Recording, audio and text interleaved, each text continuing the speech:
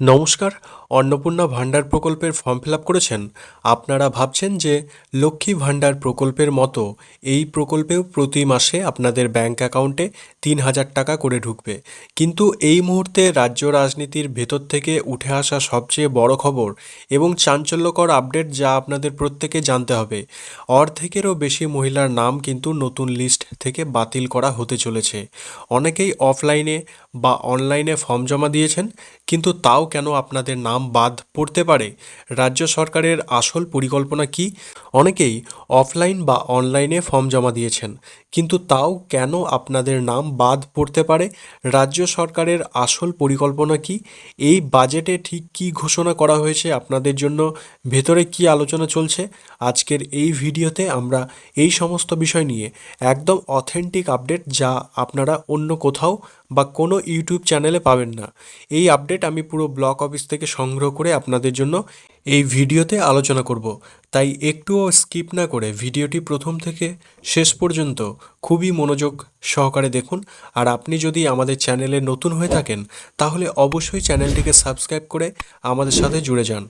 আসল সত্যটা জানতে হলে আমাদেরকে রাজ্যের বাজেটের দিকে তাকাতে হবে। রাজ্য সরকারের তরফ থেকে নতুন বাজেট পেশ করা হয়েছে এবং সেখানে অন্নপূর্ণা ভাণ্ডার প্রকল্প নিয়ে একটি অত্যন্ত বড় ঘোষণা করা হয়েছে। জানানো হয়েছে এই প্রকল্পের জন্য বাজেটে মোট ৩৬,০০০ কোটি টাকা বরাদ্দ করা হয়েছে। এখন আপনারা সাধারণ চোখে দেখলে কিন্তু মনে হবে যে ৩৬,০০০ কোটি টাকা তো অনেক টাকা, কিন্তু চলুন এবার একটু আসল অঙ্কটা কষা যাক, যাতে পুরো বিষয়টা আপনাদের সামনে পরিষ্কার হয়ে যায়। সরকারের ঘোষণা অনুযায়ী এই অন্নপূর্ণা ভাণ্ডার প্রকল্পের প্রতি মাসে একজন মহিলা ৩,০০০ টাকা করে পাবেন। তাহলে একজন মহিলা যদি প্রতি মাসে ৩,০০০ টাকা করে পান, তবে এক বছরে অর্থাৎ ১২ মাসে তিনি মোট কত টাকা পাবেন? না, ৩৬,০০০ টাকা। অর্থাৎ বছরে একজন মহিলার পেছনে সরকারের খরচ হবে ৩৬,০০০ টাকা। এবার সরকারের মোট বরাদ্দ ৩৬,০০০ কোটি টাকা। তাহলে ৩৬,০০০ কোটি টাকাকে যদি আমরা একজন মহিলার বার্ষিক ৩৬,০০০ টাকা দিয়ে ভাগ করি, তবে উত্তর আসে ঠিক ১ কোটি। এর মানেটা বুঝতে পারলেন যে এই বাজেটের হিসেব অনুযায়ী মাত্র ১ কোটি মহিলাই এই অন্নপূর্ণা ভাণ্ডার প্রকল্পের সুবিধা পাবেন। এর চেয়ে বেশি মহিলাকে টাকা দেওয়া এই বরাদ্দের টাকা দিয়ে কোনোভাবেই সম্ভব নয়। এবার আপনারা হয়তো ভাবছেন এতে সমস্যা কোথায়? সমস্যাটা এখানেই। আপনারা প্রত্যেকে জানেন যে আমাদের রাজ্যের লক্ষ্মীর ভাণ্ডার প্রকল্পের সুবিধা বর্তমানে প্রায় ২,২০,০০,০০০ বেশি মানুষ বা মহিলা পেয়ে থাকেন। তাহলে যেখানে লক্ষ্মীর ভাণ্ডারে ২,২০,০০,০০০ মহিলা টাকা পাচ্ছেন, সেখানে অন্নপূর্ণা ভাণ্ডারে মাত্র ১ কোটি মহিলা কিন্তু এই টাকা পাবেন। তার মানে বাকি ১,২০,০০,০০০ মহিলা কি হবে? তারা কি এই প্রকল্পের সুবিধা পাবেন না? আপনারা যারা দিনরাত এক করে লাইনে দাঁড়িয়ে অফলাইনে বা অনলাইনে দৌড়াদৌড়ি করে ফর্ম ফিল আপ করলেন, ১,৫ কোটি বা ২ কোটির কাছাকাছি যে ফর্ম জমা পড়েছে, তার মধ্যে কিন্তু অর্ধেকের বেশি মহিলার নাম তো এমনিতেই বাদ পড়ে যাচ্ছে। আজ বাংলার মা বোনেরা এই প্রশ্নই তুলছেন যে এটা কেমন নিয়ম? লক্ষ্মীর ভাণ্ডারের টাকা পেলেই কি অন্নপূর্ণা ভাণ্ডারের টাকা পাওয়া যাবে না?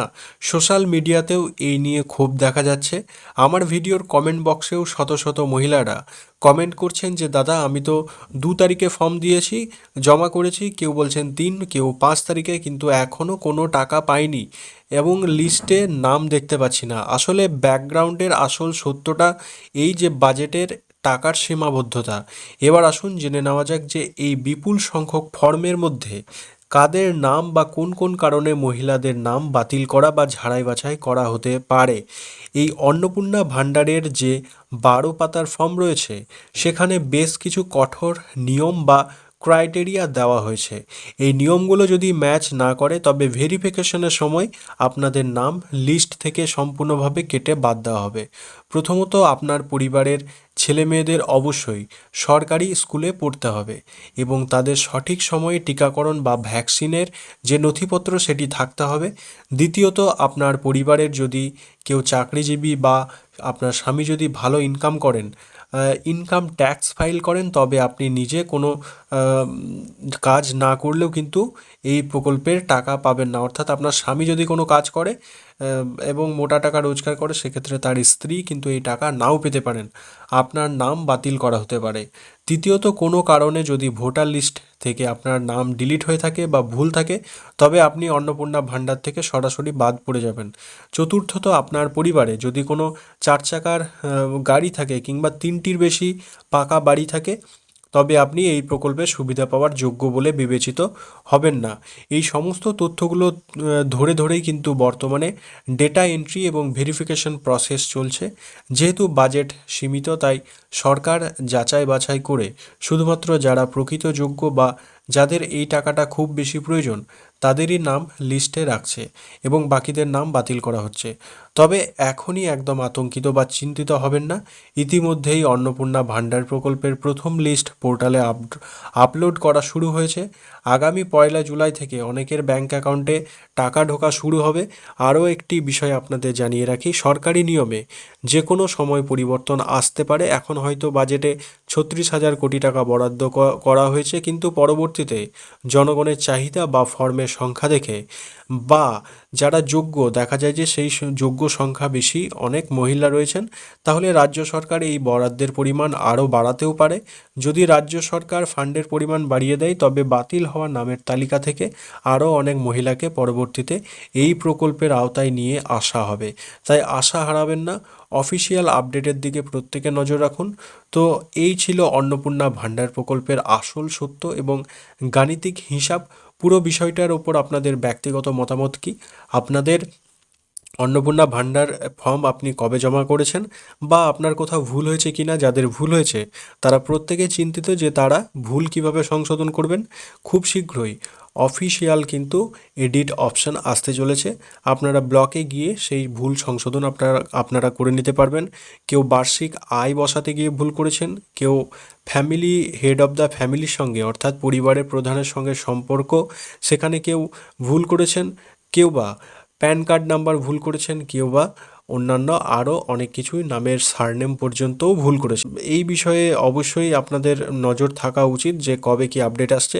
এবং আপনাদের যে এই ফর্ম বাতিল হওয়ার ব্যাপারটা, আপনার কি মনে হয় সবার এই টাকা পাওয়া কি উচিত? সরকারের এই সিদ্ধান্ত কি ঠিক আছে? অবশ্যই আপনার মূল্যবান মতামত নিচের কমেন্ট বক্সে কমেন্ট করে আমাদের জানান। ভিডিওটি ভালো লাগলে অবশ্যই একটি লাইক করবেন এবং আপনার চেনা পরিচিত সমস্ত মা বোনেদের সাথে এটি প্রচুর পরিমাণে শেয়ার করে দেবেন। আর সবাই যাতে আসল সত্যটা জানতে পারে, চ্যানেলে নতুন হয়ে থাকলে সাবস্ক্রাইব করতে ভুলবেন না। দেখা হচ্ছে পরবর্তী কোনো গুরুত্বপূর্ণ আপডেটের সাথে। ধন্যবাদ।